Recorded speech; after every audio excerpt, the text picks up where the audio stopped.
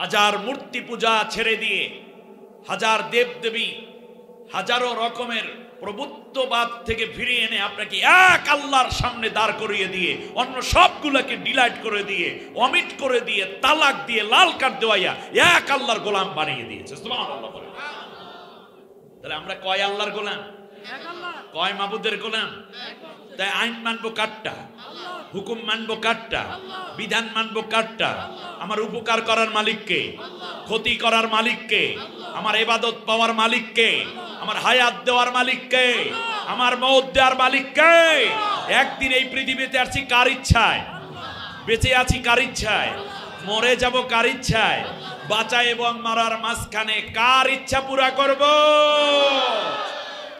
এ হচ্ছে লা ইলাহা ইল্লাল্লাহ।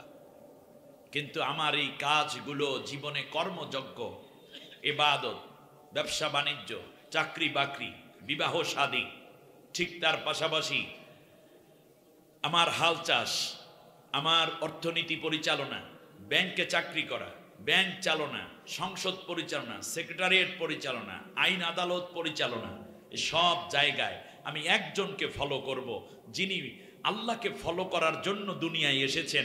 আর বিশ্ববাসীর সামনে তিনি হচ্ছেন আমাদের একমাত্র নেতা, একমাত্র টিচার, একমাত্র ফলো করার উপাদান। তিনি হচ্ছেন মুহাম্মদুর রাসূলুল্লাহ। এই মহান ব্যক্তিত্বকে পুরোটা নিয়ন্ত্রণ করেছেন আল্লাহ। সুবহানাল্লাহ পড়েন। তার কথা, তার আচরণ, তার লেনদেন, তার ওঠা বসা, তার রাষ্ট্র পরিচালনা, তার যুদ্ধ, তার সন্ধি, তার বিবাহ, তার ঘুম থেকে ওঠা, তার বাথরুম, তার নখ কাটা, তার মেসাওয়াক করা, তার সেভ করা, তার চুল কাটা নিজের ইচ্ছা মতো এভাবে তিনি করতেন না। আল্লাহ যেভাবে চান সেইভাবে করিয়ে আমাদের জন্য তিনি নেতা হয়ে আছেন, আদর্শ হয়ে আছেন, অনুসরণীয়, অনুকরণীয়। একমাত্র, কেবলমাত্র, শুধুমাত্র একজনকে আমাদের ফলো করার নির্দেশনা আছে, তিনি হচ্ছেন মুহাম্মদুর রাসূলুল্লাহ।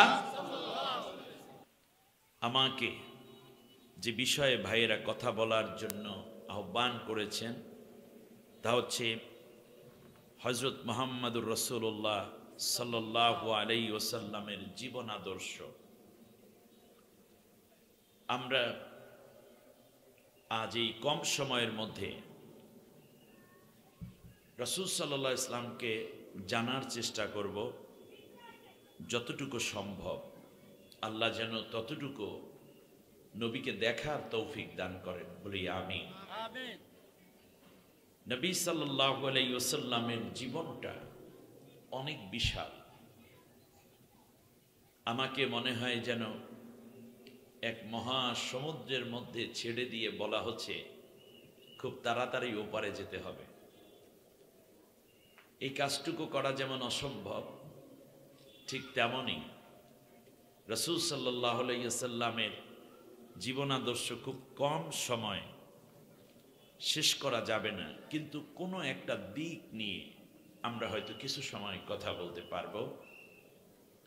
আসুন, আমি যে জায়গা থেকে কথা বলেছি, তিলাওয়াত করেছি, আমরা সেখান থেকে আমাদের কিছু করণীয় কাজ সম্বন্ধে আল্লাহ বলেছেন সেগুলো জানার চেষ্টা করি নবীকে উপলব্ধি করার মাধ্যমে।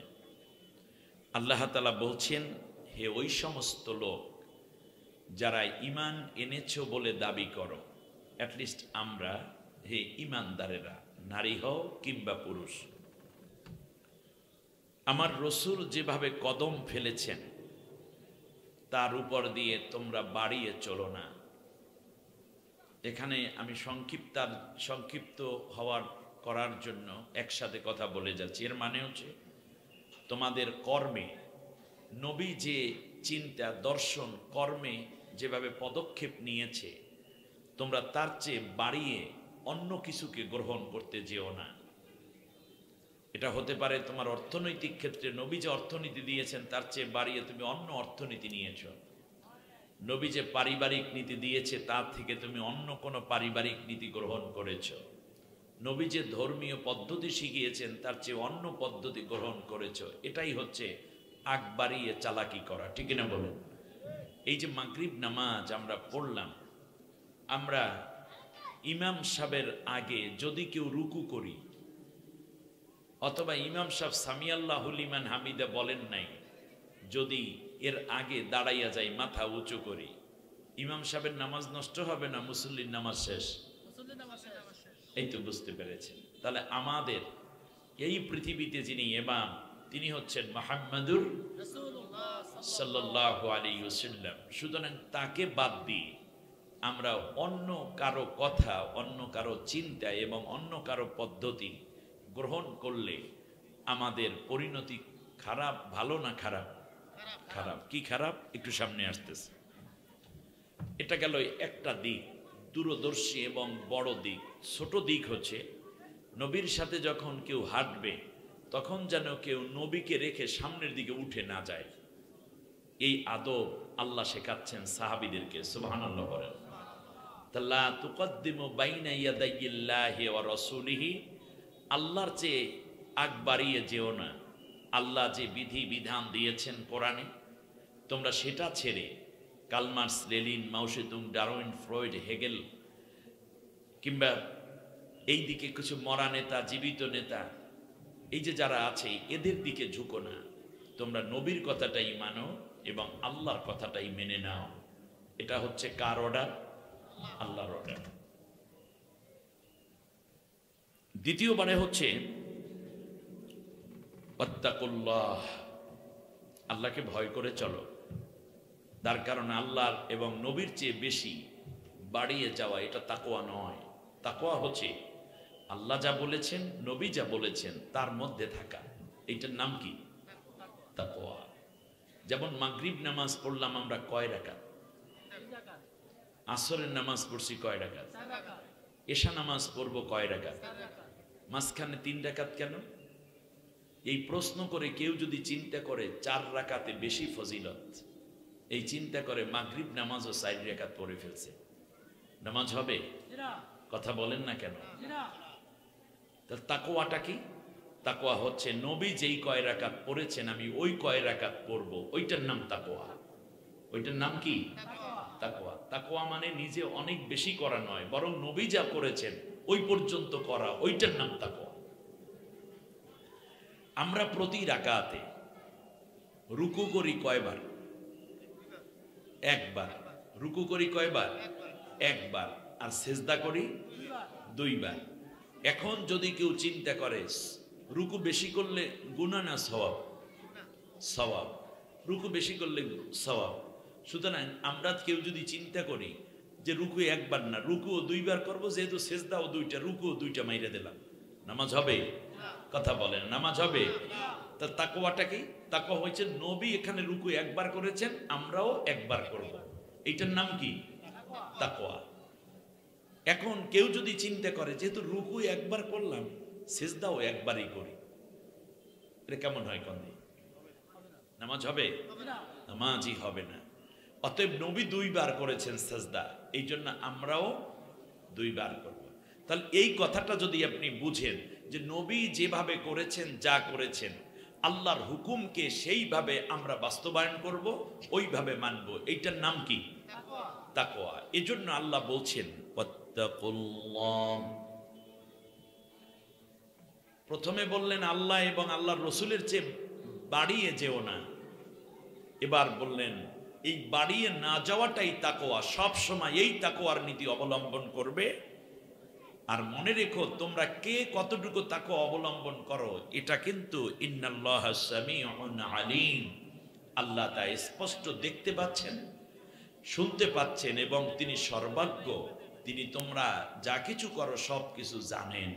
সুবহানাল্লাহ।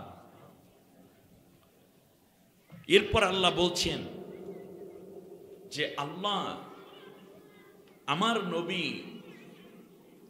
নবী যখন কথা বলেন তার চেয়ে উচ্চ আওয়াজে তোমরা কথা বলো না। আল্লাহু আকবার। অর্থাৎ নবী যেই পর্যন্ত কথাকে বাড়িয়েছেন তোমরা ওই পর্যন্ত যেতে পারো, তার চেয়ে 1 ইঞ্চি উপরে তোমার আওয়াজ যেন বাড়িয়ে না যায়। সুতরাং আপনার আন্দোলন, আপনার সংগ্রাম, আপনার বক্তব্য, আপনার সন্ধি, আপনার লেখনী, আপনার চিন্তা, আপনার স্লোগান, আপনার ওয়াজ, আপনার তিলাওয়াত যেন আল্লাহ নবী যেভাবে করেছেন তার বাইরে নতুন করে কিছু যেন সৃষ্টি করে ফিতনা তৈরি না করে, বরং একজন মানুষের জন্য খুবই খুবই খুবই যথেষ্ট যে সে আল্লাহর নবী যা এনেছেন, আল্লাহ যা দিয়েছেন এটা সারা জীবন মেনে চলবে। এটা তার জন্য দুনিয়ার জন্য যথেষ্ট, জান্নাতে যাওয়ার জন্য যথেষ্ট। নতুন করে আর কিছু যোজন বিয়োজন সংযোজন কিংবা সংকোচন কিছুর দরকার নেই। আল্লাহ আল্লাহর নবী যা দিয়েছেন একজন মানুষের জন্য কি এটা যথেষ্ট নয়?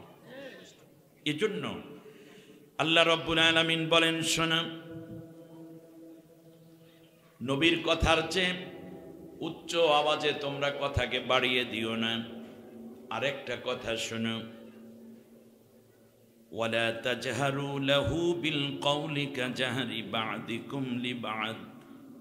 তোমরা পরস্পরে যেভাবে কথা বলো, বন্ধু বন্ধুর সাথে, বিআই বিয়ের সাথে, দোস্ত দোস্তের সাথে, বান্ধবী বান্ধবীর সাথে, ছোট ভাই বড় ভাইয়ের সাথে, কিংবা তোমরা যেভাবে কথাবার্তা বলো দোকানদার কাস্টমারের সাথে, প্যাসেঞ্জার ড্রাইভারের সাথে, অথবা তোমাদের চাচা ভাতিজা, মামা ভাইগনা, নানা নাতির সাথে, দাদা নাতিনের সাথে, বোন বোনের সাথে, জান ননদের সাথে, ভাবি ননদের সাথে, কিংবা শাশুড়ি পুত্রবধূর সাথে, শ্বশুর জামাইয়ের সাথে বা পুত্রবধূর সাথে, এই যে পরস্পরে কথাবার্তা যেভাবে বলো, তোমরা আমার নবীর সাথে সেইভাবে কথা বলো না।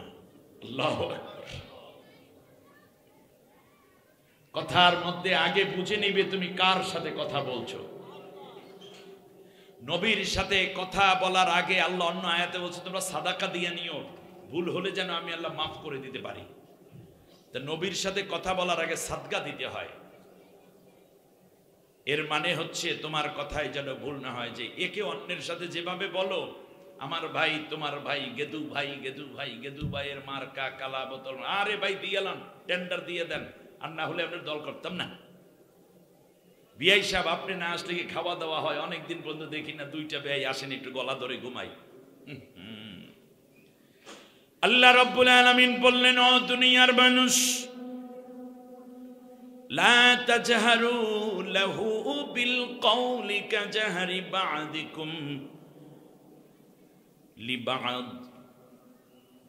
নবীর সাথে তোমরা পরস্পরে যেমন করে কথা বলো তেমন করে কথা বলবে না। যদি এই রকম করো, নবী যা করেছেন তার চেয়ে বেশি করতে গেলা, নবী বলেছেন এ পর্যন্ত, তার চেয়ে বাড়িয়ে দিলা। ওই যে নামাজ দিয়ে উদাহরণ দিলাম, জীবনের সব ক্ষেত্রে এরকম।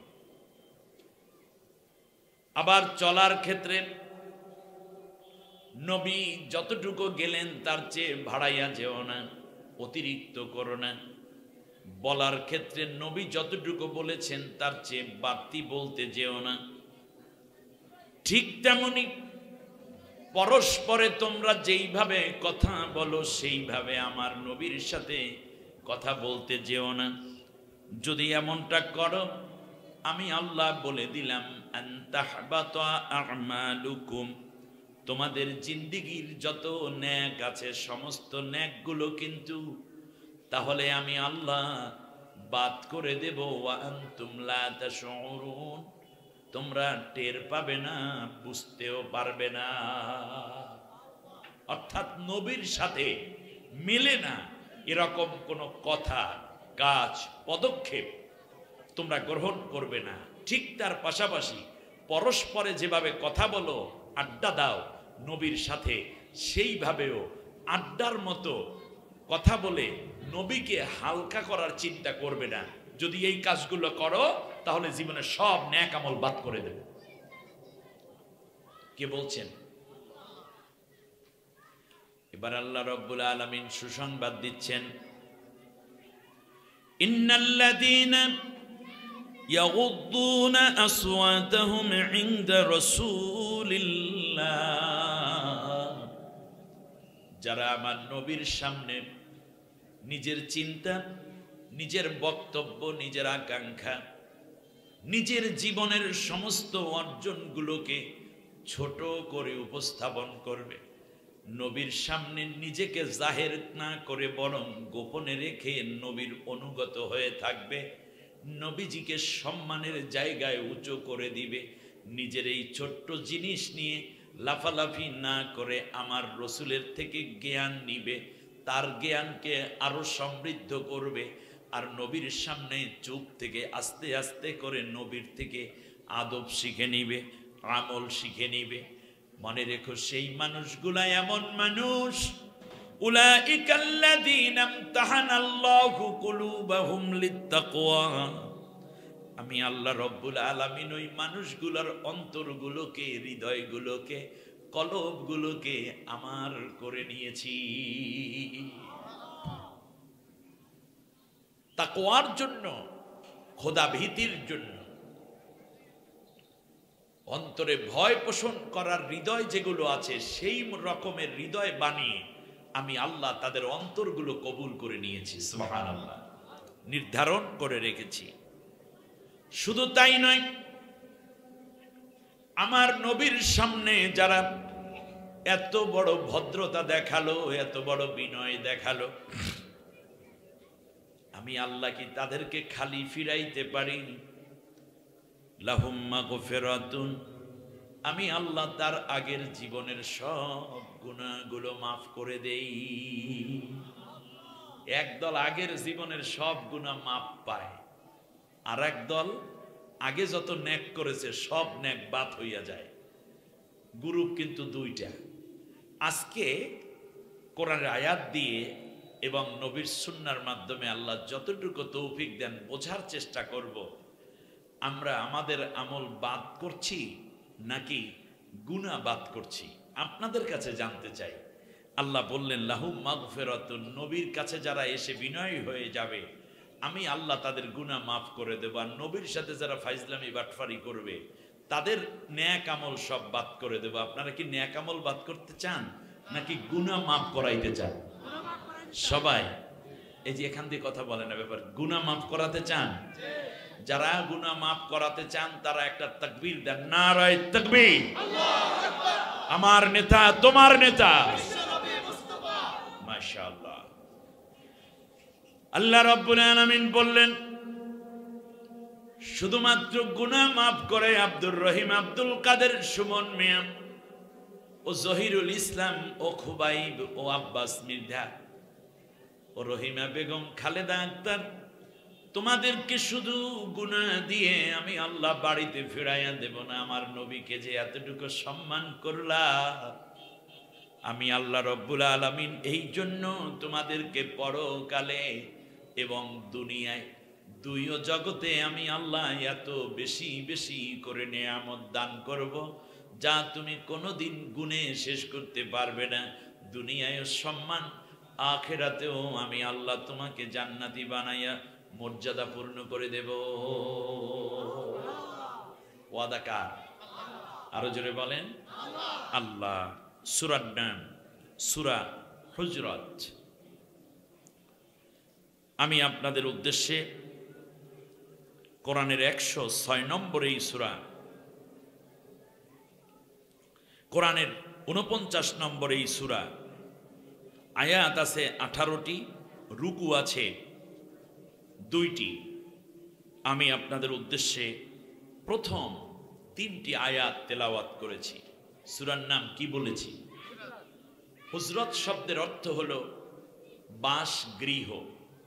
নবীজি সাল্লাল্লাহু আলাইহি ওয়াসাল্লাম এর ঘরকে বলা হয় হুজরাত। হুজরা, হুজরা থেকে বহু বচন হইল হুজরাত, বহুগুলো হুজরা। রাসূল সাল্লাল্লাহু আলাইহি ওয়াসাল্লামের একাধিক স্ত্রী থাকার কারণে একাধিক ঘর ছিল। এই ঘরগুলো মূলত স্ত্রী, নবী থাকতেন মেহমানের মতো। সুবহানাল্লাহ বলেন।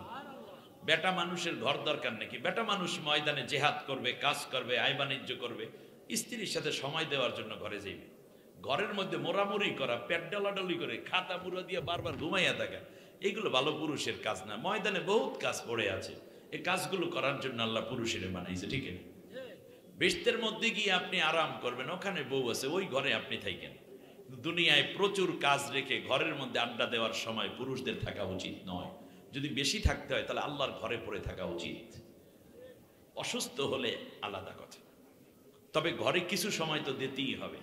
এজন্য নবীর সমস্ত স্ত্রীদের ঘরকে একত্রে বলা হয়েছে হুজরাত। আরবের কিছু লোক নবী সাল্লাল্লাহু আলাইহি ওয়াসাল্লাম হযরতে মাইমুনা রাদিয়াল্লাহু তাআলা আনহার ঘরে আরাম করছেন, তার স্ত্রীর ঘরে দুপুর বেলা খানা দানা শেষে একটু কাইলুলা করছেন নবীজি। এমন সময় বাহির থেকে কতিপয় লোক, আরবের লোক ডাকছে, মুহাম্মদ, ও মুহাম্মদ, মুহাম্মদ। আল্লাহ রাব্বুল আলামিন বললেন, না না না, এইটা হবে না। ইন্নাল্লাযীনা ইউনাদুনাকা মিন ওয়ারাইল হুজুরাত আকসারুহুম লা ইয়াকিলুন। ও নবী, তোমাকে এইভাবে যারা ডাকে এদের বেশিরভাগ হইল বেয়াক্কল। বেশিরভাগ কি? ব্যাকল। ও মুহাম্মদ, ইয়া নবী, ইয়া মুহাম্মদ, ইয়া রাসূল, এভাবে যারা বলে তাদের বেশিরভাগ আকলের মধ্যে ত্রুটি আছে। কারণ আল্লাহ কোরআনের মধ্যে যতবার ডেকেছেন ইয়া আইয়ুহান নবী, ইয়া আইয়ুহার রাসূল। আমরা যখন তাশাহুদ পড়ি তখনও বলে থাকি ইয়া আসসালামু আলাইকা ইয়া নবী, ইয়া আইয়ুহান নবী। ইয়া আইয়ুহান নবী অর্থ হে মহান সম্মানিত নবী। সুবহানাল্লাহ পড়বেন না? ইয়া নবী না ইয়া আইয়ুহান নবী। আল্লাহ তাআলা বলছেন ইয়া মুহাম্মদ, ইয়া মুহাম্মদ বলে কেন ডাকো? এদের বেশিরভাগ বেয়াক্কল, আকল নাই, সুন্দর করে নবীকে ডাকে না। এজন্য আল্লাহ তাআলা বলছেন এভাবে কোনো দিন আর ডাকবা না আমার নবীকে। বরং তোমরা যদি সবর করতা, একবার ডাক দিয়ে অপেক্ষা করতে, তাহলে আমার নবী বেরিয়ে আসতো। কিছু মানুষ আছে না, ডাক দেওয়ার পর আর থামে না। কিছু লোক আছে কলিং বেলে একটা টিপ দিয়ে কমপক্ষে ঘরের মানুষগুলো যে আসবে, দরজাটা খুলবে, এতটুকু একটা সময় দিতে হবে না তাকে, এর মধ্যে 3 বার বাইরে ফেলাইছে। এরকম লোক আছে না? নাই আছে। এগুলো হলো আকল কম, লা ইয়াকিলুন, আকল কম। বিশেষ করে ছোটরা যেহেতু আজকের মাহফিলে আছো, তোমাদেরকে ছোট্ট ভাইদের স্কুল থেকে আসছে, মাদ্রাসায় এসে কলিং বেলে টিপ দিতে দিতে দাদির মাথাই খারাপ করে ফেলাইছে। মানে টিপ দিয়ে ধইরা রাখে। আবার কিছু গাড়ির ড্রাইভার আছে, তারা দেখা যায় যে অন্য গাড়ির সামনে আসবে, উনি আগে যাবে বলে এত বেশি হর্ন দিচ্ছে। এটাও ঠিক নয়, এটা বেয়াক্কল ড্রাইভার। আমি আশা করি কুমিল্লার বাচ্চারা খুব আকলবান, ভদ্র। একবার একটা টিপ দিয়ে কলিং বেলে ন্যূনতম তুমি 1 মিনিট ওয়েট করো, কারণ একটা মানুষ আসবে 2 মিনিট। আবার কিছু লোক আছে কলিং বেলে মানে মোবাইলে ফোন দিচ্ছে, মনে করেন একজন সম্মানিত মানুষ, ব্যস্ত মানুষ, তাকে কল দিছে, দেওয়ার পরে রিসিভ করতে পারে নাই, রিং হয়ে কেটে গেছে, আবার দিচ্ছে, আবার দিচ্ছে, 20টা 50টা কল একসাথে মারতে আছে। এটাও একটা বেয়াক্কল লোক। তার কারণ কোনো না কোনো ব্যস্ততার কারণে সে রিসিভ করতে পারেনি। তুমি 1-2টা দিয়ে রেখে দাও, একটা SMS করে দাও, একটা ভয়েস করে রাখো যে আমি আপনাকে কল দিয়েছিলাম, দয়া করে সুযোগ মতো ব্যাক করেন। আপনি মনে হয় যেন মোবাইল ভাঙ্গা ওনার মোবাইল থেকে বের হয়ে উনি গলা ধরিয়ে জিজ্ঞেস করবে কেন রিসিভ করো না। এরকম কিছু পাগলা টাইপের মোবাইল ব্যবহারকারী দুনিয়া আছে না? আছে। তার গরজটাই সে বোঝে, অন্যের সীমাবদ্ধতা বোঝে না। আল্লাহ রাব্বুল আলামিন বলেন এইটা করবে না, আদব শেখাচ্ছেন আল্লাহ তাআলা। সুবহানাল্লাহ বলেন। তাহলে আমরা এই আয়াত থেকে পেলাম এখানে যে হুজরত শব্দ আছে, এখান থেকে নবীর ঘরের নামে আল্লাহ একটা সূরা নাজিল করেছেন। কত বড় ইজ্জত! নবীর চোখের নামে আল্লাহ কথা বলেছেন, নবীর চেহারা ধরে আল্লাহ কথা বলেছেন, নবীর হাত ধরে আল্লাহ কথা বলেছেন। ইন্নাল্লাযীনা ইউবাইয়ুনাকা ইন্নামা ইউবাইয়ুনাল্লাহ। নবী, তোমার হাতে যারা বায়াত নেয় তারা তো আমি আল্লাহর হাতেই বায়াত নেয়। ইয়াদুল্লাহি ফাওকা আইদিহিম, তাদের হাতের উপর আমার হাত ছিল। তার নবীর হাতের কথা আল্লাহ কোরআনে বলছেন কি বলে নাই? পায়ের কথা বলছেন, লা তুকদ্দিমু বাইনা ইয়াদাইল্লাহি ওয়া রাসূলি। আল্লাহর নবীর শব্দের আওয়াজের কথা আল্লাহ বলছেন, লা তারফাউ আসওয়াতাকুম ফাওকা সাউতিন নবী। অতএব আমাদের মেজারমেন্ট, আমাদের মাপকাঠি হচ্ছে, আমাদের মিয়ার হচ্ছেন মুহাম্মদ সাল্লাল্লাহু আলাইহি ওয়াসাল্লাম। মুহাম্মদ সাল্লাল্লাহু আলাইহি ওয়াসাল্লামের কথার মতো আমাদের কথা হোক। এর উপরে না। মুহাম্মদ সাল্লাল্লাহু আলাইহি ওয়াসাল্লামের হাঁটার চেয়ে, পথ চলার চেয়ে আমাদের পথ চলা যেন আগে হয়ে না যায়। মুহাম্মদ সাল্লাল্লাহু আলাইহি ওয়াসাল্লামকে ডাকার ক্ষেত্রে যেন আমাদের সীমা থাকে। এই রকম প্রত্যেকটা জায়গায় আল্লাহ রাব্বুল আলামিন বলছেন, কদ নারা তাকাল্লুবা ওয়াজহিকা ফিস সামা, নবী তুমি যে আসমানের দিকে বারবার তাকাও, ওটা কিন্তু আমি দেখতেছি। সুবহানাল্লাহ। নবী আমার ঘুমায়, আল্লাহ রাব্বুল আলামিন বলেন, ইয়া আইয়ুহাল মুদ্দাসসির কুম ফাআনজির ওয়া রাব্বাকা ফাকাব্বির। নবী যে কি গায়ে দিয়ে ঘুমায় তাও আল্লাহ দেখে। সুবহানাল্লাহ কয় না? হ্যাঁ, যে নবী ও চাদরওয়ালা দাঁড়াও, ইয়া আইয়ুহাল মুজাম্মিল, হে কম্বলওয়ালা। ওই যখন কম্বল মুড়ি দিয়ে ঘুমায় তখন কম্বলওয়ালা, যখন চাদর মুড়ি দিয়ে ঘুমায় তখন চাদরওয়ালা। সুবহানাল্লাহ বলবেন না? আমার ভাইয়েরা খেয়াল করুন, তাহলে জীবনের সব ক্ষেত্রে মেনে চলতে হবে একজনকে, তার নাম বিশ্বনবী মুহাম্মাদুর রাসূলুল্লাহ সাল্লাল্লাহু। কিন্তু আমরা তো নবীকে মানি না, আমাদের অবস্থাটা খুব খারাপ। নবী কি করেছেন আমরা সেই দিকে না গিয়ে আমরা দেখি হুজুর কি করেছে, পীর সাহেব কি করেছেন, আমরা দেখি ইমাম সাহেব কি করেছেন, মুরব্বি কি করেছেন, আমরা দেখি আমাদের নেতা কি করেছেন, নেত্রী কি করেছেন।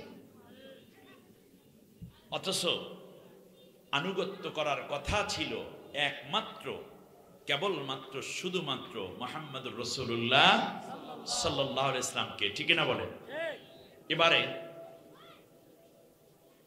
নবী সাল্লাল্লাহু আলাইহি ওয়াসাল্লামের ব্যাপারে আল্লাহ তাআলা পুরো কন্ট্রোল নিয়েছেন। আল্লাহু আকবার।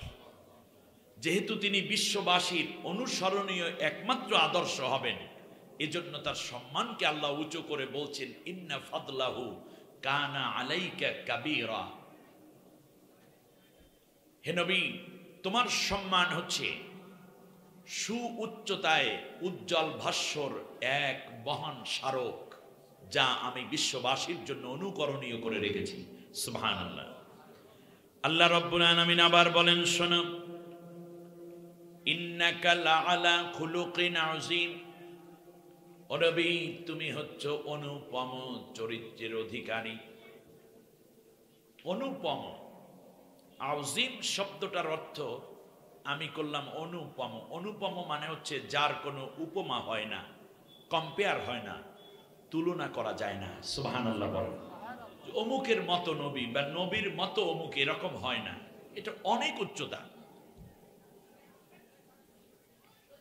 আযীম শব্দটির আরেকটি অর্থ আছে, যেই জায়গাটা খুব বেশি গভীর, সেটা আটলান্টিক, প্রশান্ত মহাসাগর বা এইরকম মহাসাগর যত গভীর, সেই রকম গভীর যদি কোনো জায়গা হয় বা তার চেয়েও গভীর হয়, তাকে আরবিতে বলে আমিক। কি বলে? আমিক। যে জায়গাটি অনেক উঁচু কিন্তু মাপা যায়, হোক না সেটা সূর্য 9,30,00,000 মাইল দূরে, এরকম উঁচু হলেও তাকে আরবিতে বলে আলিয়া কিংবা আলা। আর যেই জায়গাটা অনেক বড় প্রশস্ত, তাকে আরবিতে বলে তওয়িল অথবা ওয়াসিত।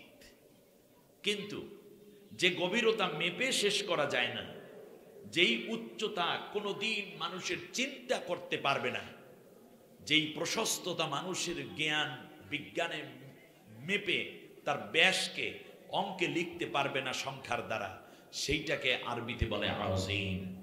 সুবহানাল্লাহ।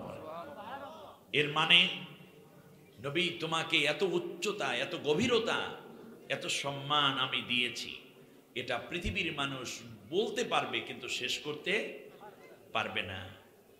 এজন্য আল্লাহ রাব্বুল আলামিন বিশ্ববাসীর জন্য নেয়ামত হিসেবে উল্লেখ করে বলছেন, ওয়ামা আরসালনাকা ইল্লা রাহমাতাল লিল আলামিন। নবী হে, তোমাকে তাম বিশ্বের রহমত করে আমি আল্লাহ পাঠাইছি। সুবহানাল্লাহ।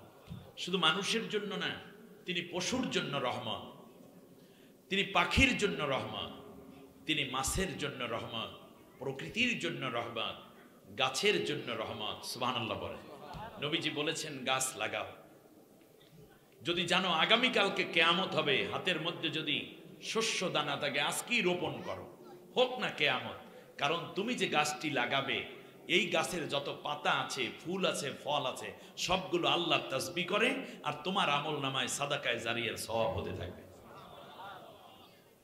প্রয়োজনে গাছটাও কাটো, বিনে প্রয়োজনে একটা পাতাও ছিল না।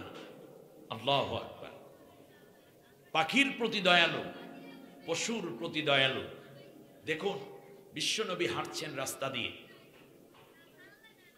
এমন সময় উটনি দৌড়তে দৌড়তে এসে নবীর পায়ের কাছে উপুর হয়ে পড়ে গেল। বিশ্বনবী তার চলা থামিয়ে দিয়ে দাঁড়িয়ে গেলেন এবং উটনিটার মাথার মধ্যে হাত দিলেন। দেখতেছেন উটনির চোখ দিয়ে বেয়ে বেয়ে পানি পড়ছে। বিশ্বনবীর মায়াবী হাতের আদর পেয়ে উটনিটা দারুণ খুশি, আনন্দে মনে হয় কাঁদছে অথবা বেদনার কোনো কথা প্রকাশ করছে। এমন সময় উটনির মালিক পেছনে লাঠি হাতে রশি নিয়ে দৌড়চ্ছে। মরুভূমিতে যদি উট হারিয়ে যায় পাওয়া বড় মুশকিল, আশঙ্কায় দৌড়চ্ছে। এসে দেখতেছে নবীর কদমের পাশে পড়ে আছে উটনিটা, একেবারে মাটির সাথে মাথা দিয়ে। আল্লাহর নবী মাথাটা উঁচু করে তার উরুর উপরে রাখলেন, আদর করে হাত বুলিয়ে দিচ্ছে। এমন সময় উটনির মালিক যখন উটনিটারে কান ধরে টান দিবে, এমন সময় বিশ্ব নবী সাল্লাল্লাহু আলাইহি ওয়াসাল্লাম বললেন, তুমি কে? বলল, আমি উটনির মালিক। বলল, তোমার বিরুদ্ধে তোমার উটনি 3টা মামলা করেছে। কয়টা? 3টা অভিযোগ আছে। 1 নম্বর অভিযোগ হলো তুমি এই উটনিটাকে খাওয়ন দাও কম, কাজ করাও বেশি। ঠিক আছে কিনা? উটনির মালিক ছিল ইহুদি। বলল, হ্যাঁ মুহাম্মদ, আমি এত খাবার পাবো কোথায়? এনে দিয়ে আমি কাজ করাই, কিন্তু খাওন আসলে পেট ভরা দিতে পারি না। দ্বিতীয় হচ্ছে, এ যদি কোনো কাজ না পারে তখন তাকে তুমি ছুটি দাও না, তার প্রতি কোনো দয়া দেখাও না, বরং হাতের লাঠি দিয়া সমানে পিটাও, পিটাইয়া পিটাইয়া ওর শরীরটাকে ব্যথা করে দাও। ঠিক কিনা বলো?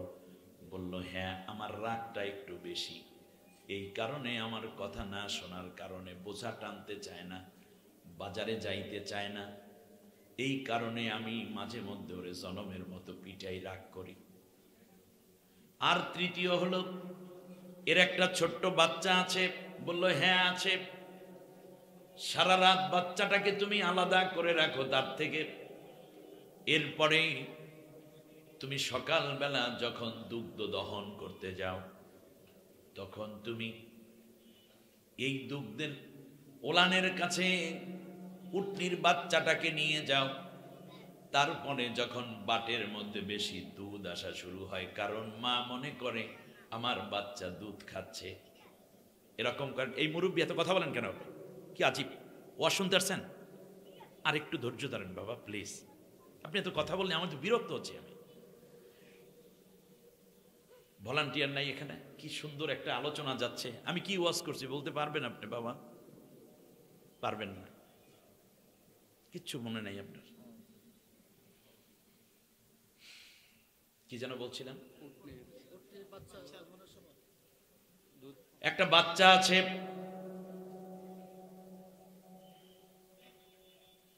বাচ্চাটাকে তুমি দুধ খাওয়ানোর জন্য আনো, কিন্তু বাটের মধ্যে যখন বেশি দুধ চলে আসে বাচ্চাটাকে তুমি দূরে সরাইয়া রেখে সম্পূর্ণ দুধগুলো দহন করে নিয়ে নিজে খাও আর বাজারে বিক্রি করো। তার বাচ্চাকে, তার সন্তানকে, তার বেবিকে তুমি দুধের হক থেকে নষ্ট করো। আর ওই বাচ্চাটা দৌড়ে এসে যখন মায়ের বাটের মধ্যে মুখ লাগায়, দুধ না পাইয়া মায়ের কাছে অভিযোগ করে, আম্মু আমার জন্য একটু দুধ রাখো নাই। তখন মাও কষ্ট পায়, বাচ্চাও কষ্ট পায়। এই ঘটনাটা তুমি করো কিনা? বলল হ করি। আমার ফ্যামিলিতে দুধ বেশি দরকার, 5 জন মানুষ, বিক্রি করে টাকাও দরকার, ওর বাচ্চা তো দুধ খাওয়ার এত দরকার নাই। ইহুদির চিন্তা। আল্লাহর নবী বললেন, তোমার বিরুদ্ধে 3টা মামলা আমার কাছে করা হয়েছে।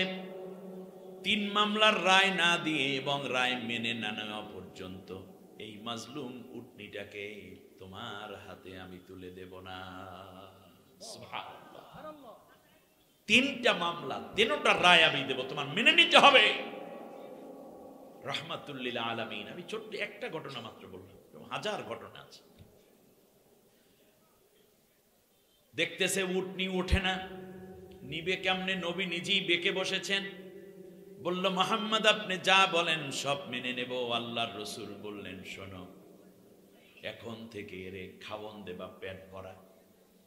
আগামী 10 দিন পর্যন্ত কোনো কাজ করাইতে পারবা না। শরীর সুস্থ হলে তোমাকে কাজ বেশি দিতে পারবে।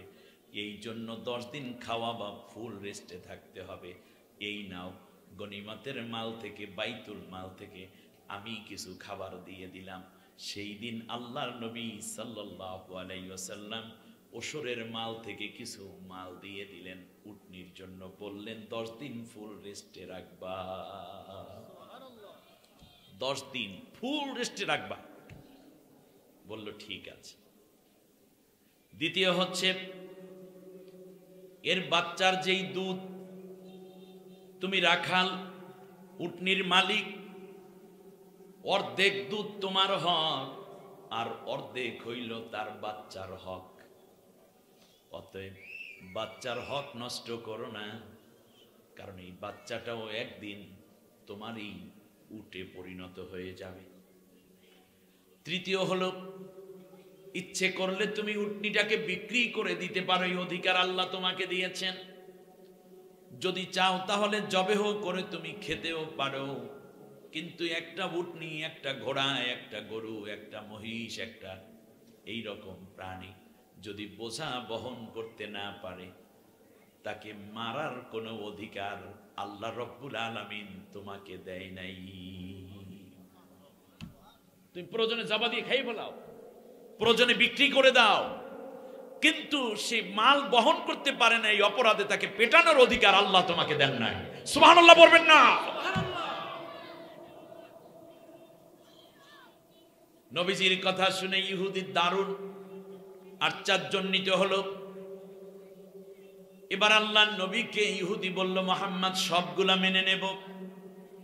আল্লাহ নবী এবার উটনির কানে কানে বলছে, মালিকের অনুগত থাকবা, মালিকের বিরোধিতা করবা না। উটনি আস্তে উটনিটা দাঁড়াইয়া গেল, পেছনে পেছনে উটনি যায়, সামনে উটনির মালিক ইহুদি যায়, আর বারবার উটনিটা পিছনে ফিরে ফিরে নবীর দিকে তাকায়।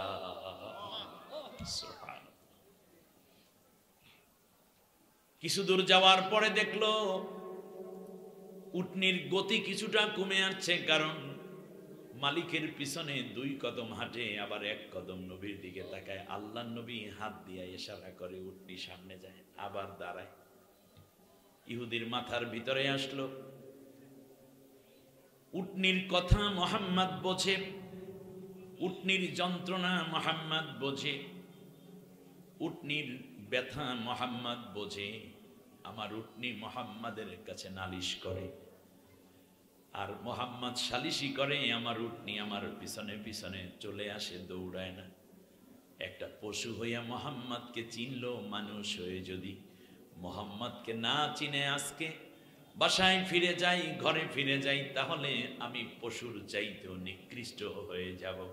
উটনিটাকে ডাক দিয়ে বলে, তুই এখানে দাঁড়া, আমি একটু মুহাম্মাদের কাছ থেকে কালেমা পড়ে মুসলমান হয়ে আসি। রাহমাতুল লিল আলামিন। কেমন রহমত! নবী যেখানে আল্লাহ সেখানে গজবও পাঠাতে চান না। সুবহানাল্লাহ। একবার কতিপয় ইহুদিরা এসে নবীর কাছে বলল, মুহাম্মদ তুমি যেই কথাগুলো বলছো এগুলো তো আসলে সত্য নবীর আলামত না। আমরা মনে করি তুমি এখনো সত্য নবী নও, মোহাম্মদ আর একজন আসবে কিয়ামতের পূর্বে, তুমি সেই মোহাম্মদ নও। অনেক বাজে কথা বলার পরে নবীজি বললেন, ঠিক আছে, তাহলে আসো আমরা আল্লাহর কাছে একটু দোয়া করি। মসজিদে নববীর মধ্যে, এটা মদিনার ঘটনা, তো আসো আল্লাহর কাছে দোয়া করব। যারা মিথ্যাবাদী, অর্থাৎ তোমরা বলছো আমি নবী না, যদি আমি নবী হই তাহলে তোমরা মিথ্যাবাদী, আর আমি যদি নবী না হয়ে নবী দাবি করি তাহলে আমি কি? মিথ্যাবাদী। অতএব আসো আমরা দুইটা গ্রুপে ভাগ হই, ভাগ হওয়ার পরে আমরা দোয়া করি, যেই গ্রুপ মিথ্যাবাদী আল্লাহ যেন তাদেরকে ধ্বংস করে দেন। ইহুদিরা বলল, না মোহাম্মদ তুমি মোনাজাত করো, ওই একসাথেই বসি, অসুবিধা নাই। তখন আল্লাহ নবী দোয়া করতে যাবেন, এমন সময় জিবরিল আলাইহিস সালাম হাজির, এসে আল্লাহর একটা আয়াত শোনাচ্ছে, ওমা কানাল্লাহু লিউআযিবাহুম ওয়া আনতা ফীহিম। নবী গো, এটা আল্লাহর জন্য শোভনীয় নয় যে তিনি আযাব পাঠাবেন, গজব পাঠাবেন, অথচ আপনি তাদের মধ্যেই উপস্থিত আছেন। আপনি যেই জায়গায় থাকেন নবী, ওই জায়গায় আমি আল্লাহ তাআলা আযাব গজব পাঠাইতে পারি না। সুবহান।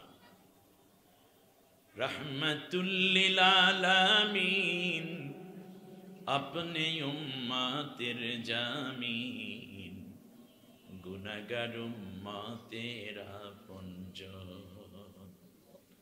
আল্লাহর নবী প্রাণের নবী গো, আপনি নবী আমার জীবনের জীবন।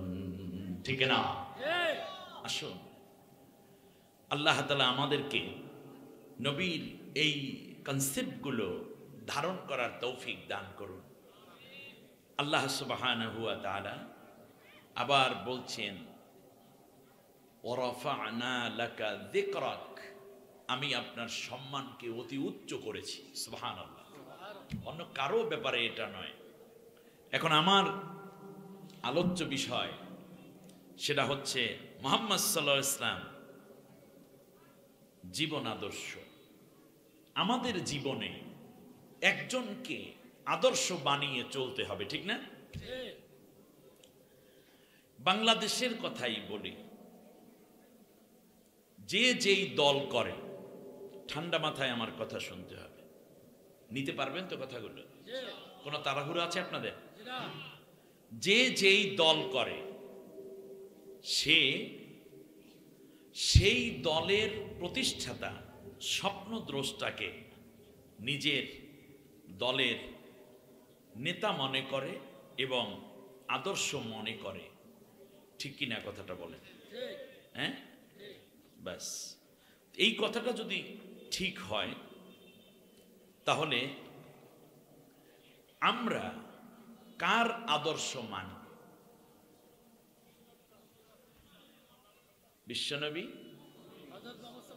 মুহাম্মদ সাল্লাল্লাহু আলাইহি ওয়াসাল্লামের আদর্শ মানব।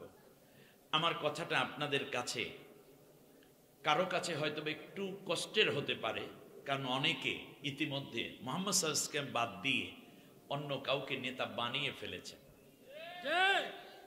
আবার কেউ এরকম আছেন যারা নেতার মাইয়া, নেতার সেলাসামন্ডা বিদেশে পালাইয়া যাওয়ার কারণে হতাশায় বুক চাপড়াইতে আছেন, কেউ কইতেও পারেন না কষ্টের কথা। ঠিক না?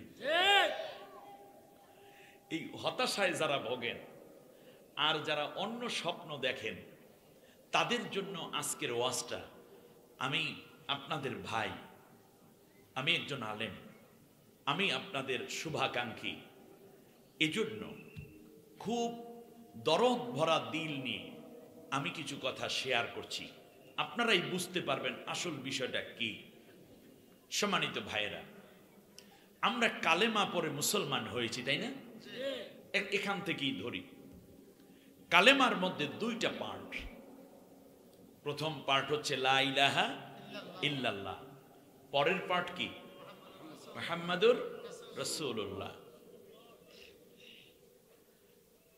এই কালেমার প্রথম পার্ট আমরা সবাই পড়ি, লা ইলাহা ইল্লাল্লাহ। আবার পড়েন লা ইলাহা ইল্লাল্লাহ।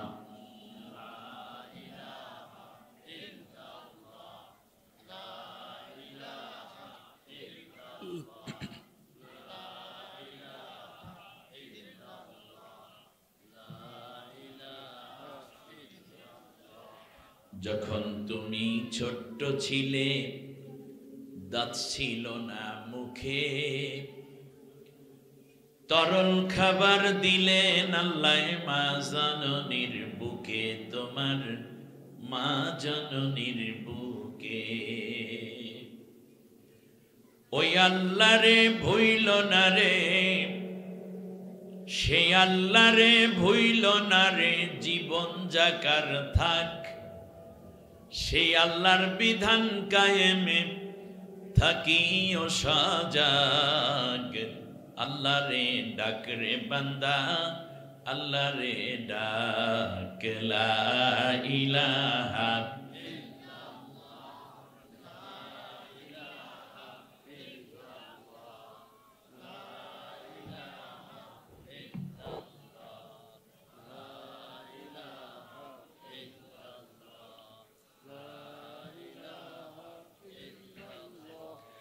লা ইলাহা ইল্লাল্লাহু মুহাম্মাদুর রাসূলুল্লাহ সাল্লাল্লাহু আলাইহি ওয়াসাল্লাম। লা ইলাহা ইল্লাল্লাহ পড়ে কি শুধু মুসলমান হয়েছি? না, সাথে পড়েছি কি? মুহাম্মাদুর। যুগে যুগে যত নবী এসেছেন সব নবীদের সাথে মিলিয়ে কালেমা লা ইলাহা ইল্লাল্লাহ। মুসা কালিমুল্লাহ, লা ইলাহা ইল্লাল্লাহ আদামু সফিউল্লাহ, লা ইলাহা ইল্লাল্লাহ ইব্রাহিমু খলিলুল্লাহ, লা ইলাহা ইল্লাল্লাহ দাউদু খলিফাতুল্লাহ, লা ইলাহা ইল্লাল্লাহ ঈসা। এরপরে হলো লা ইলাহা ইল্লাল্লাহ মুহাম্মাদুর রাসূলুল্লাহ। তাহলে বোঝা যায় লা ইলাহা ইল্লাল্লাহর পার্ট একই রকম, আর যেই নবীর সময় এই কালেমাটা হয় সেই নবীর সাথে ওইটা পরের অংশ মিল থাকে। এখন এই কালেমা দ্বারা আপনি কি পড়েছেন? পড়েছি হলো আমি পৃথিবীতে আল্লাহ ছাড়া অন্য কাউকে মাবুদ মানি না, কারো ইবাদত আমি করব না, কোনো হুকুম আল্লাহটা ছাড়া অন্য কারোটা মানব না, কোনো বিধান আল্লাহর দেওয়া বিধানের বাইরে অন্য কোনো বিধান আমি মানব না, অন্য কোনো আইন মানব না, কেবলমাত্র কারটা মানব? লা ইলাহা, এরপর কি? ইল্লাল্লাহ। কেবলমাত্র মানব কাকে? তাহলে এই কালেমা আপনাকে বড় বিদ্রোহী বানিয়ে দিয়েছে। হাজার মূর্তি পূজা ছেড়ে দিয়ে, হাজার দেব দেবী, হাজারো রকমের প্রভুত্ববাদ থেকে ফিরিয়ে এনে আপনাকে এক আল্লাহর সামনে দাঁড় করিয়ে দিয়ে অন্য সবগুলোকে ডিলাইট করে দিয়ে, অমিট করে দিয়ে, তালাক দিয়ে, লাল কার্ড দেওয়াইয়া এক আল্লাহর গোলাম বানিয়ে দিয়েছে। সুবহানাল্লাহ। তাহলে আমরা কয় আল্লাহর গোলাম? কয় মাবুদের গোলাম? তাই আইন মানবো কারটা? হুকুম মানবো কারটা? বিধান মানবো কারটা? আমার উপকার করার মালিককে, ক্ষতি করার মালিককে, আমার ইবাদত পাওয়ার মালিককে, আমার হায়াত দেওয়ার মালিককে, আমার মওত দেওয়ার মালিককে। একদিন এই পৃথিবীতে আসছি কার ইচ্ছায়? বেঁচে আছি কার ইচ্ছায়? মরে যাব কার ইচ্ছায়? বাঁচা এবং মারার মাঝখানে কার ইচ্ছা পুরা করব? এ হচ্ছে লা ইলাহা ইল্লাল্লাহ। কিন্তু আমার এই কাজগুলো জীবনে কর্মযজ্ঞ, ইবাদত, ব্যবসা বাণিজ্য, চাকরি বাকরি, বিবাহ শাদী, ঠিক তার পাশাপাশি আমার হাল চাষ, আমার অর্থনীতি পরিচালনা, ব্যাংকে চাকরি করা, ব্যাংক চালনা, সংসদ পরিচালনা, সেক্রেটারিয়েট পরিচালনা, আইন আদালত পরিচালনা, সব জায়গায় আমি একজনকে ফলো করব, যিনি আল্লাহকে ফলো করার জন্য দুনিয়ায় এসেছেন, আর বিশ্ববাসীর সামনে তিনি হচ্ছেন আমাদের একমাত্র নেতা, একমাত্র টিচার, একমাত্র ফলো করার উপাদান। তিনি হচ্ছেন মুহাম্মদুর রাসূলুল্লাহ। এই মহান ব্যক্তিত্বকে পুরোটা নিয়ন্ত্রণ করেছেন আল্লাহ। সুবহানাল্লাহ পড়েন। তার কথা, তার আচরণ, তার লেনদেন, তার ওঠা বসা, তার রাষ্ট্র পরিচালনা, তার যুদ্ধ, তার সন্ধি, তার বিবাহ, তার ঘুম থেকে ওঠা, তার বাথরুম, তার নখ কাটা, তার মেসাওয়াক করা, তার সেভ করা, তার চুল কাটা নিজের ইচ্ছা মতো এভাবে তিনি করতেন না। আল্লাহ যেভাবে চান সেইভাবে করিয়ে আমাদের জন্য তিনি নেতা হয়ে আছেন, আদর্শ হয়ে আছেন, অনুসরণীয়, অনুকরণীয়। একমাত্র, কেবলমাত্র, শুধুমাত্র একজনকে আমাদের ফলো করার নির্দেশনা আছে, তিনি হচ্ছেন মুহাম্মদুর রাসূলুল্লাহ। এই জায়গাটায় আমরা বড় দুর্বল হয়ে গেছি। আমরা আল্লাহকে মানি কিন্তু রসুলের আদর্শটা মানি না। এরকম অনেক উম্মাত আপনাদের কুমিল্লাতে আছে না নেই? নেতার ছবি মাথার উপর টানায়, নেত্রীর ছবি গলার মধ্যে ঝুলায় এবং বলে যে আমরা অমুক নেতার আদর্শের সৈনিক। কিন্তু আপনি কলেমার মধ্যে পড়েছেন লা ইলাহা ইল্লাল্লাহ, এরপর কি বলেছেন? মুহাম্মাদুর রাসূলুল্লাহ। যদি এটা পড়েন তাহলে আপনার মানতে হবে নবীকে, অন্য কাউকে। আর নবীর চেয়ে ভালো কোনো নেতা কি পৃথিবীতে আসে? ফেরাউন আল্লাহকে কিন্তু মাইনে ফলাইছিল। যখন লোহিত সাগরের তলদেশে জনমের মতো পানি খাচ্ছিল, তার সেনাবাহিনী যা আছে 2 লাখ সব তো শেষ, বাকি ছিল ফেরাউন। তখন ডাক দিয়ে বলছে আমানতু আন্নাহু লা ইলাহা ইল্লাল্লাযী আমানাত বিহি বানু ইসরাঈল। দেখছেন, বলতেছে আমানতু, আমি ঈমান আনলাম, আন্নাহু লা ইলাহা ইল্লাল্লাহ, তিনি ছাড়া আর কোনো ইলাহ নাই, অবশ্যই তিনি ছাড়া আর কোনো ইলাহ নাই। আল্লাহ ছাড়া কোনো ইলাহ নাই এ কথা ফেরাউন কি করতেছে? মেনেছে। এরপরেও দেখতেছে নাকের ভিতর কান দিয়ে মুখ দিয়ে পানি ঢুকে, ও ফুটবলের মতো ভুলতেছে। তখন বলে আল্লাহ তোমার বিশ্বাস হয় না? ওয়া আনা মিনাল মুসলিমিন, আমি এখন মুসলমান হয়ে গেছি আল্লাহ। আর আমানাত বিহি বানু ইসরাইল, বনি ইসরাইলরা যেই আল্লাহর উপর ঈমান আনছে, আল্লাহ আমি সেই আল্লাহর উপর ঈমান আনছি, আর কি চাও? তাহলে ঈমান আনলো, লা ইলাহা ইল্লাল্লাহ পড়লো, বনি ইসরাইলের লোকেরা যে আল্লাহর উপর ঈমান আনছে সেই আল্লাহর উপর ঈমান আনলো এবং নিজেকে মুসলমান বলেও দাবি করলো। এরপরেও কি ফেরাউন বাঁচছে? সে জান্নাতে না জাহান্নামে যাবে? কেন যাবে? একটা কথা বলি, ভালো করে বুঝেন। 2টা কারণে তার ঈমান কবুল হয়নি। 1 নম্বর কারণ হচ্ছে সে ঈমান এনেছে, কিন্তু এমন এক সময় যে সময় তার মৃত্যুকাল। আল্লাহ রাব্বুল আলামিন বলেন আল আন ওয়াকাদ আসাইতা ক্বাবলু ওয়া কুনতা মিনাল মুফসিদিন। তুমি এখন বলতেছো ঈমান আনলাম, কিন্তু যতদিন রাষ্ট্র ক্ষমতায় ছিলা ততদিন তুমি নিরীহ মানুষকে অত্যাচার করেছো, হত্যা করেছো, নির্যাতন করেছো, লক্ষ লক্ষ নারী পুরুষকে হত্যা করে উল্লাস করেছো।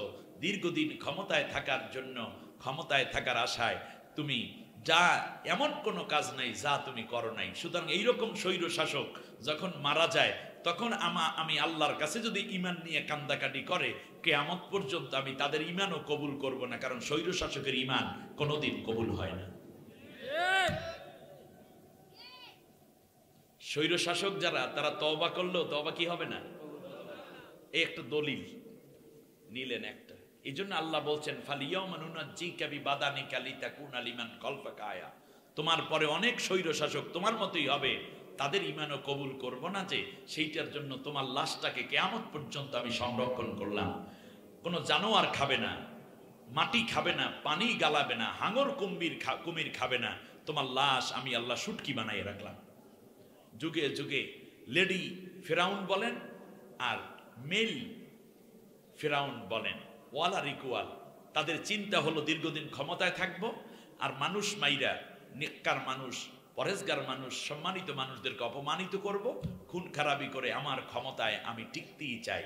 কিন্তু শেষ পর্যন্ত টিকতে তো পারেই না, ঈমানটাও শেষ পর্যন্ত বজায় থাকে না। তার কারণ এত মানুষ হত্যার ভার কে নিবে?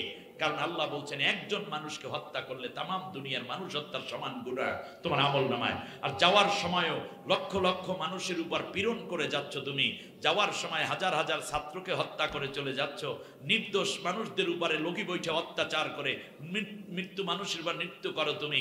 তুমি পিলখানায় হত্যাকাণ্ডে আমার দেশের সেনাবাহিনীদেরকে নির্দোষ হত্যা করো, হেফাজতের রাতে 5 মে নির্দোষ আলেম হাফেজদের উপরে সমানে বন্ধ করে, আলো নিভিয়ে দিয়ে, মিডিয়া বন্ধ করে তারপর গুলি দিয়ে অপারেশন চালাও।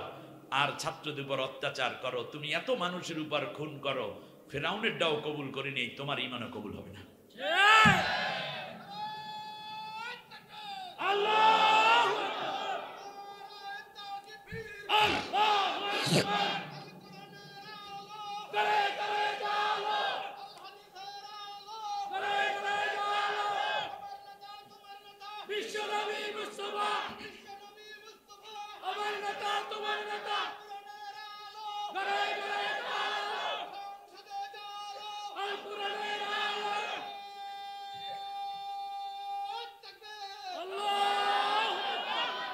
মনে রাখবেন, এত সহজ না।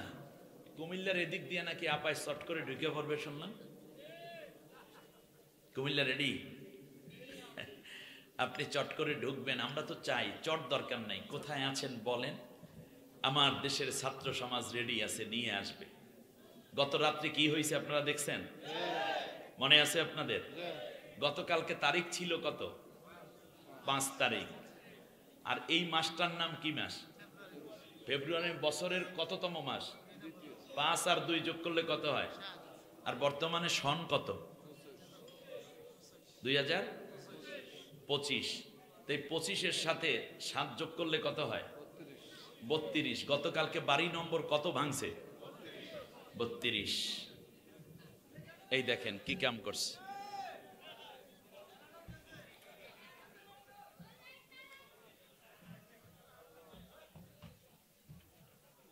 একজন হলে তো হবে না। তাহলে বোঝা যাচ্ছে যে আমার আপনার জন্য অনুসরণীয় একজন নেতা দরকার।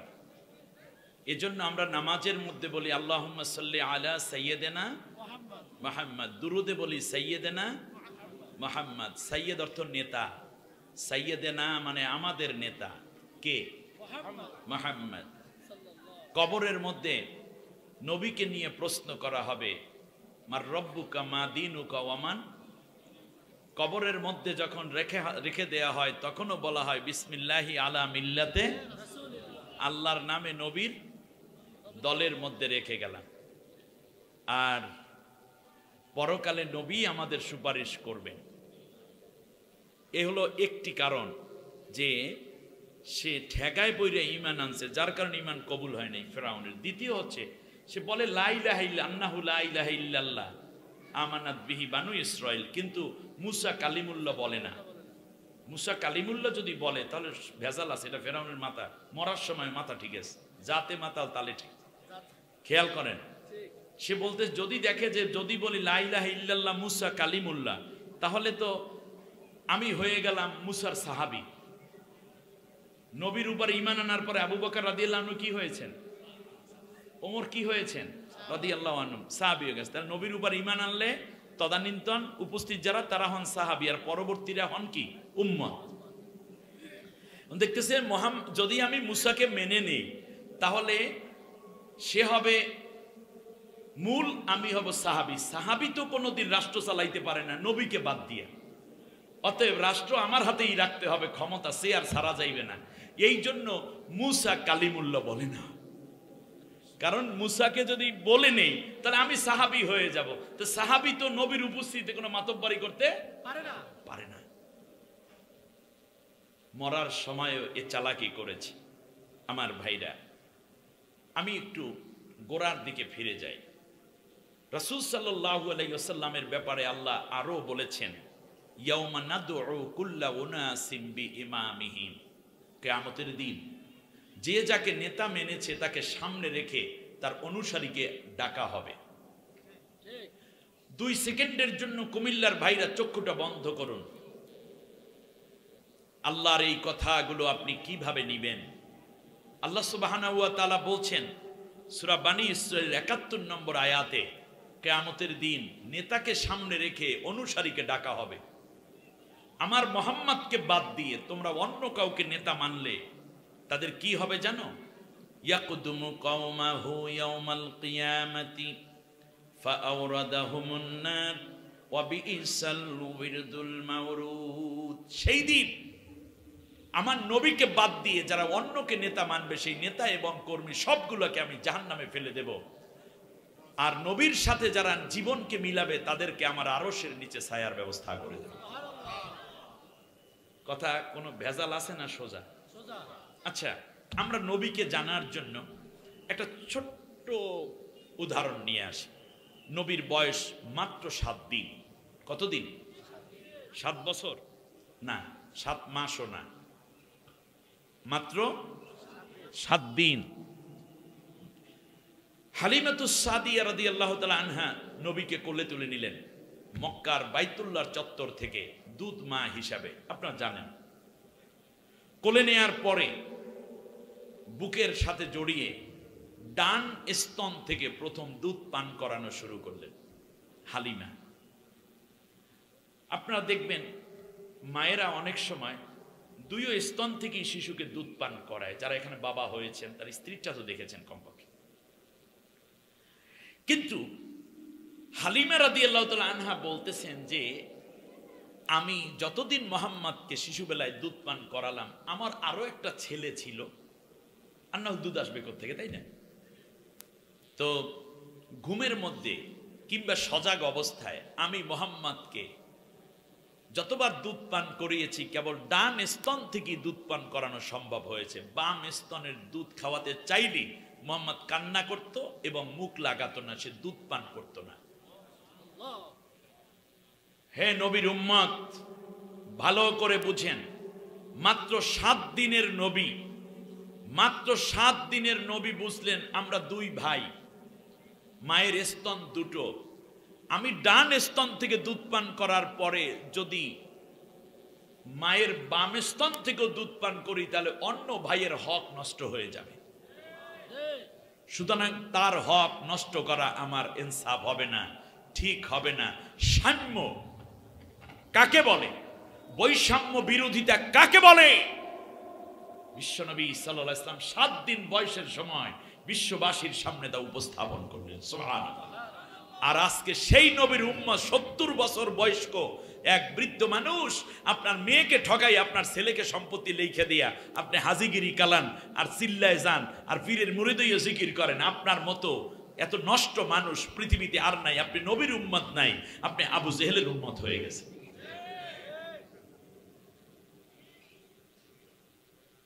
শুধু তাই, চলে আসি আরেকটু সামনে। বাইতুল্লাহ নতুন কাজ চলছে। নবীর বয়স তখন 7 বছর। কয় বছর? মক্কায় নবী ফিরে আসলেন, দাদার কাছে লালিত পালিত হচ্ছেন। বাবা তো মায়ের গর্ভে থাকতেই দুনিয়া থেকে বিদায়। আল্লাহর নবী সাল্লাল্লাহু আলাইহি ওয়াসাল্লাম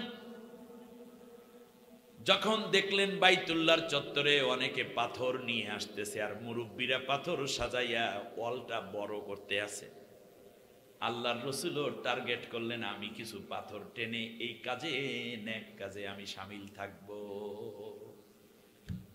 নবীজি সাল্লাল্লাহু আলাইহি ওয়াসাল্লাম দাঁড়িয়ে আছেন। কেউ চায় না নবীর মাথায় পাথর দেই, কারণ দেখতে শুনতে আচার আচরণে এত ভালো, তোমার টানা লাগবে না বাবা। এবার বলেন অনেক সময় তোমার পাথর ধরালে তুমি দেখো, কিন্তু নবী বললেন না আমি এই কাজটা করবই করবো। এই ছোটরা শুনতেছো তোমরা?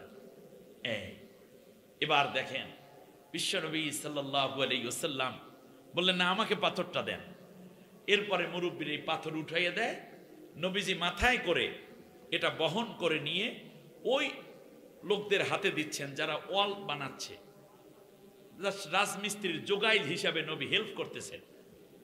দৌড়ে দৌড়ে নবী আনন্দের সাথে কাজ করেন। হঠাৎ করে এক লোক এসে বলল যে মুহাম্মদ এত পাথর শক্ত ভারী, তুমি তো নিচ্ছ, কষ্ট হচ্ছে মাথায়, তাহলে তোমার মাথায় একটা ছোট্ট কাপড় জড়াইয়া দেই যাতে করে মাথায় সরাসরি তালুতে পাথরের শক্ত পাথরের চাপ না লাগে। এরকম করে না আপনাদের এলাকায়? কি বলেন ওই যে মাথায় ব্যথায় এক্সট্রা পেঁচায়?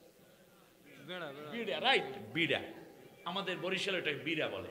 বিড়া কেউ খড়কুটো দিয়ে বানায়, কেউ গামছা দিয়ে বানায়। হ্যাঁ, এভাবে বিড়া বানাইছে। তো ওনার বিড়া পাইবে কোথায়? এই জন্য তারা বললো যে মুহাম্মদ তোমার কাপড়টা দিয়ে তুমি বিড়া বানাও।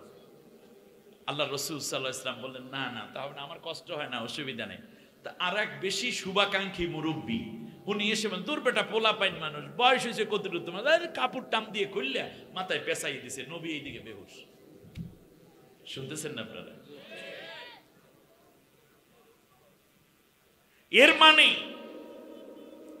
7 বছর বয়সের সময় নবী বুঝলেন যে কারো সামনে উলঙ্গ হইতে হয় না। আর আপনি মহিলা 27, 37, 47 বছর হওয়ার পরেও বুঝলেন না। আপনি পুরুষ, নবীর উম্মত দাবি করেন, আপনি এখনো জাঙ্গিয়া পরিয়ে রাস্তার মধ্যে নামেন। কয়দিন আগে দেখলাম বডি বিল্ডার্স একেবারে নেম টু একটা কি পইরা পত্রিকায় দেখা, তো এই জন্য দেখা হয়ে গেছে, কিছু করার নাই। সাথে আবার দেখলাম আমাদের ডাক্তার জাহাঙ্গীর সাহেব আছে। আমি চিন্তা করলাম এ লোক এখানে গেল কেন? তো যাই হোক, এইটা আমার প্রসঙ্গ না। অর্থাৎ এমন খেলা নবীর উম্মত খেলতেছে যেখানে এখানে শুধুমাত্র একটুখানি কাপড় পরে তারপরে তার দেখতে হয়, দেখাতে হয় বডি। আস্তাগফিরুল্লাহ, এটা শয়তানি খেলা, ঠিক কিনা বলেন? পৃথিবীতে বডি বিল্ডার হলেই তুমি সুস্বাস্থ্যের অধিকারী নও। এই পৃথিবীর সবচেয়ে বডি বিল্ডার যে, সে মাত্র 37 বছর বয়সে মারা গেছে। কিসের বডি বিল্ডার্স? আমার 5 ওয়াক্ত নামাজের চেয়ে উত্তম ব্যায়াম পৃথিবীতে নাই। আল্লাহর কোরআন তেলাওয়াত করলে কলিজা শীতল করে, আর কিচ্ছু নাই। আল্লাহর জিকিরের চাইতে কলিজায় শান্তি পাওয়ার মতো কোনো ঔষধ আর কেউ দিতে পারবে না। আমার বন্ধুগণ, সেই নবীর উম্মত আমরা যেন ফরজ তরক না করি। মনে থাকবে, আপনার স্ত্রীকে আপনি পর্দা মতো চান। এখান থেকে ধরে ধরে যদি নবীর জীবনী আরো সামনের দিকে চলে যেতে চাই, তাহলে আমরা দেখব নবী তো তখন বেহুশ। এখন লোকেরা বললো, আমার ভাতিজারে বেহুশ করলো কে? কুরাইশের লোকেরা।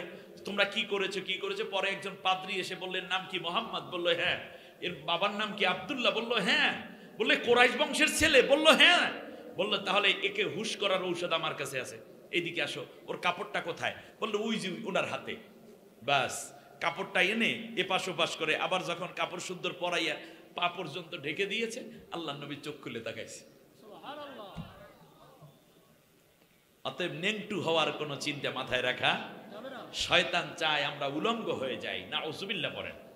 আমার ভাইয়েরা, বিশ্বনবী সাল্লাল্লাহু আলাইহি ওয়াসাল্লামের দয়া, অনুভূতি, মায়া, দারিদ্রতা, যুদ্ধ, সন্ধি সব মিলে তিনি ছিলেন এক মহান নেতা, তিনি এক মহান রাষ্ট্রনায়ক, ঠিক না বলেন?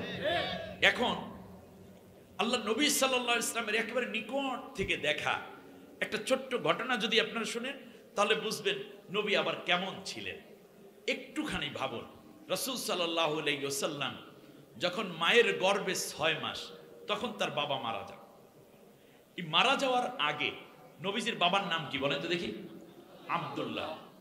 এই আব্দুল্লাহ, খাজা আব্দুল্লাহ, যখন তিনি গেলেন বাজারে, তখন তো মানুষ বিক্রি হতো, পশুর মতো, গরু ছাগলের মতো মানুষও বিক্রি হতো, দাস প্রথা ছিল।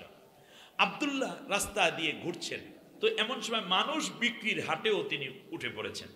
দেখতেছেন যে একজন দাসী, ছোট্ট একটা মেয়ে, এই তো প্রায় 9-10 বা 11 বছর বয়স হবে। দেখলো যে কি সুন্দর চোখ, কিন্তু নিগ্র, কোকড়ানো চুল। আস্তে করে মেয়েটার কাছে দাঁড়ালো, মালিককে জিজ্ঞেস করলো, এর বিক্রি করবা? বললো হ্যাঁ।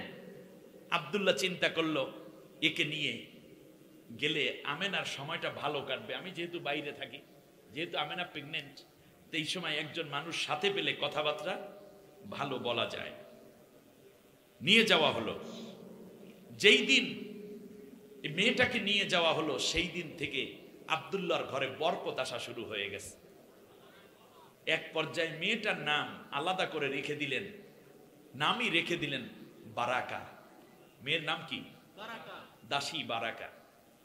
হঠাৎ করে দাসী বারাকা সকালবেলা যখন আমেনার কাছে মেয়ের মতোই বড় করছে, আদর করছে, আমেনা স্বপ্নে দেখছে যে, রাত্রের স্বপ্নে দেখছে যে তার কোলের মধ্যে একটা উজ্জ্বল পূর্ণিমার চাঁদ তার কোলের মধ্যে পড়েছে। এই স্বপ্নের কথা সকালবেলা তার বাবা আব্দুল্লাহকে বলতেছেন, অর্থাৎ মুহাম্মদ সাল্লাল্লাহু আলাইহি ওয়াসাল্লামের আব্বু আব্দুল্লাহকে বলতেছেন আমেনা, আপনি স্বামীর সাথে শেয়ার করছে, এই আজকে স্বপ্নে দেখলাম কি আকাশে পূর্ণিমার চাঁদ, হঠাৎ করে চাঁদটা না আমার কোলের মধ্যে পড়েছে। বললো যে তুমি কি দেখছো না দেখছো তা তো আমি বুঝি না। বারাকা বলে উঠলো, আম্মু আপনাকে আল্লাহ তাআলা একটা ভালো পুত্র সন্তান দান করবে। মেয়েটা ছোট, বলে ফেলেছে, কিন্তু আমেনা জানেন না তার গর্ভে তখন সন্তান আছে, কারণ সন্তান বুঝতে তো 3 মাস ন্যূনতম সময় লাগে। একটা পর্যায়ে বারাকা হয়ে গেলেন আমেনার একান্ত সাথী, কারণ রাসূল সাল্লাল্লাহু আলাইহি ওয়াসাল্লামের আব্বা সিরিয়ায় বাণিজ্য করতে গিয়ে পথেই মারা গেছে। রাসূল সাল্লাল্লাহু আলাইহি ওয়াসাল্লাম একদিন প্রচন্ড কান্না করছেন। সন্ধ্যা ঘনিয়ে আসলো, নেমে আসলো আধার, নবী আসেন না। কানতে কানতে নবী আসছে, আজকে রাত হয়ে যাচ্ছে, আসতে দেখে আমেনাও কিছুটা অস্থির। নবীর কান্না জিজ্ঞেস করেন, মুহাম্মদ তুমি কান্দো কেন? কয় আম্মু, সব মানুষের বাচ্চাদের বাবা মাঠে যায়, আদর করে, মায়া করে, সন্তানকে কোলে নিয়ে বাড়িতে ফেরে, কিন্তু আমার এমন কেন হলো যে আমার আব্বু কোনোদিনই আমাকে আনতে যায় না, আমাকে কোলে লয় না, মুহাম্মদ বলে ডাকে না, আমার আব্বু কোথায় আছে তার সব খবর দাও। আমেনাও চোখের পানি ধরে রাখতে পারলেন না। রাত্রে কান্না শুনে দাদা আব্দুল মুত্তালিব বলতেছে, কান্দে কেন আমার নাতি? বলল যে ওর আব্বুকে দেখতে চায়, আপনি একটু থামাইয়া দেন। বলল যে মা হয়ে সন্তানের কান্না থামাতে পারো না, দাদা কি পারবে বুঝতে? আগামীকালকে সকালবেলা এই বারাকাকে সহ তুমি একটু মদিনায় চলে যাইও, কারণ মদিনায় ছিল হজরতে রাসূল সাল্লাল্লাহু আলাইহি ওয়াসাল্লামের আব্বার কবর। চলে গেলেন, এবং আমেনার বাড়িও মদিনায়।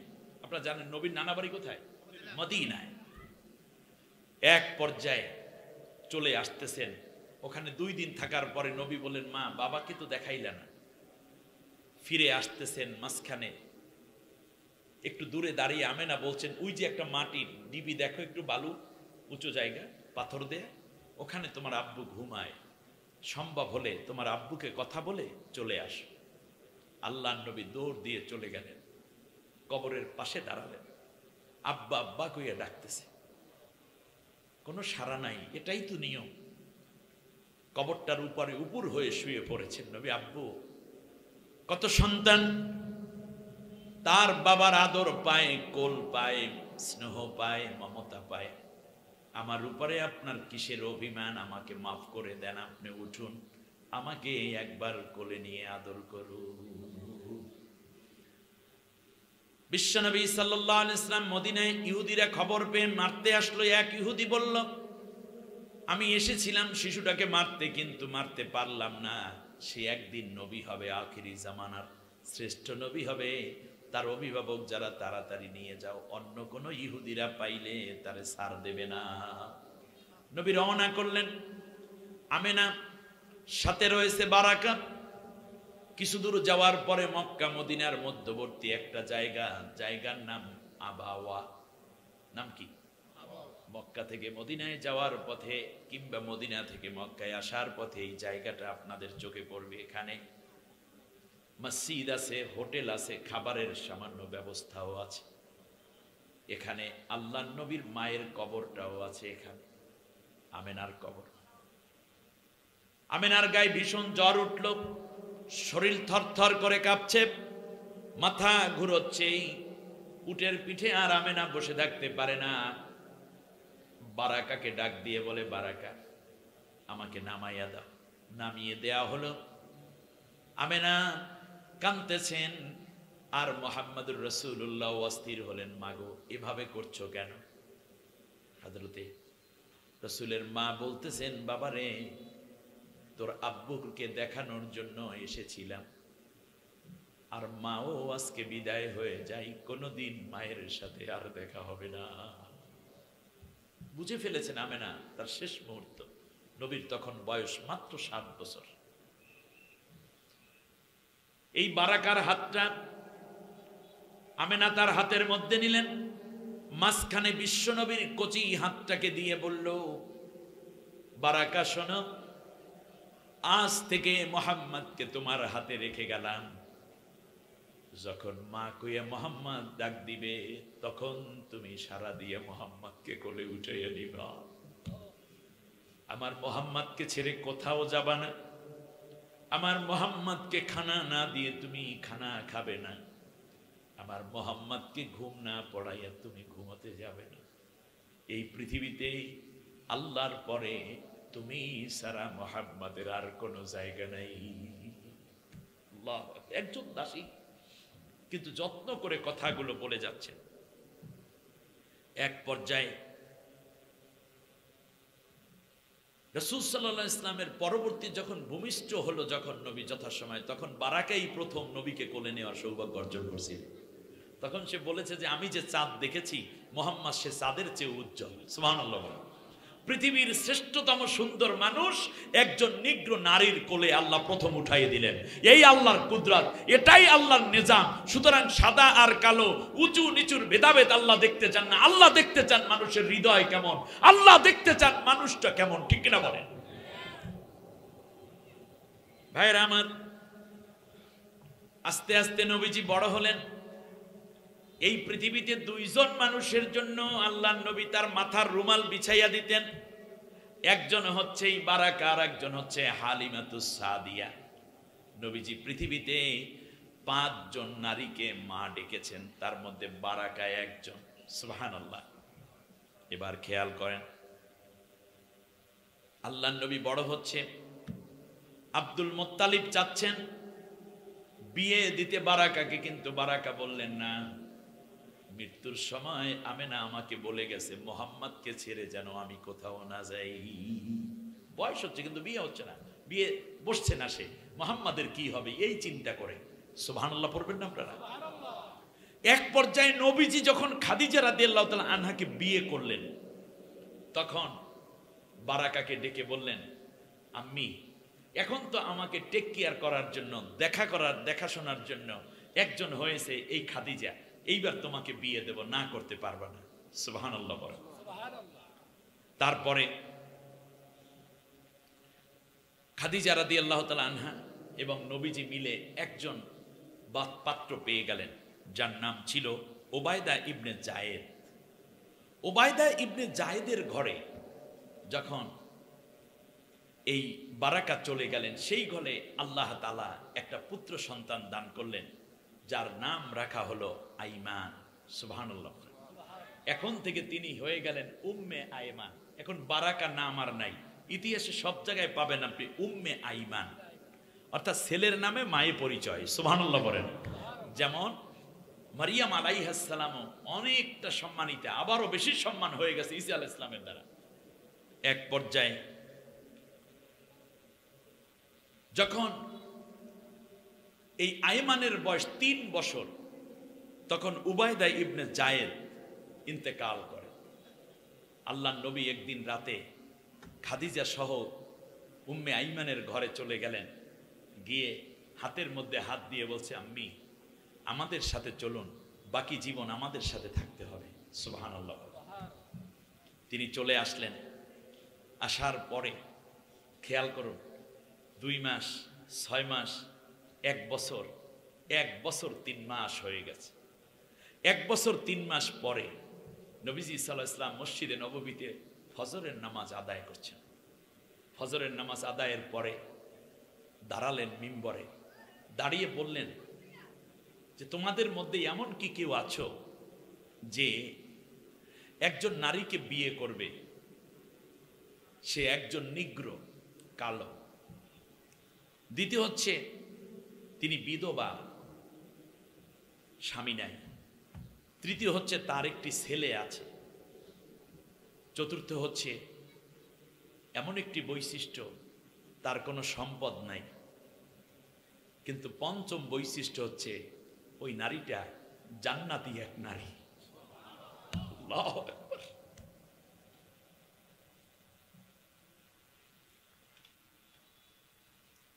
বিশ্বনবী সাল্লাল্লাহু আলাইহি ওয়াসাল্লাম খানা দানায় যথেষ্ট টেক কেয়ার, খুব সতর্ক ছিলেন, কিন্তু একজন মানুষ ছিল এরকম যে জোর করে নবীকে খাওয়াইতেন। সুবহানাল্লাহ।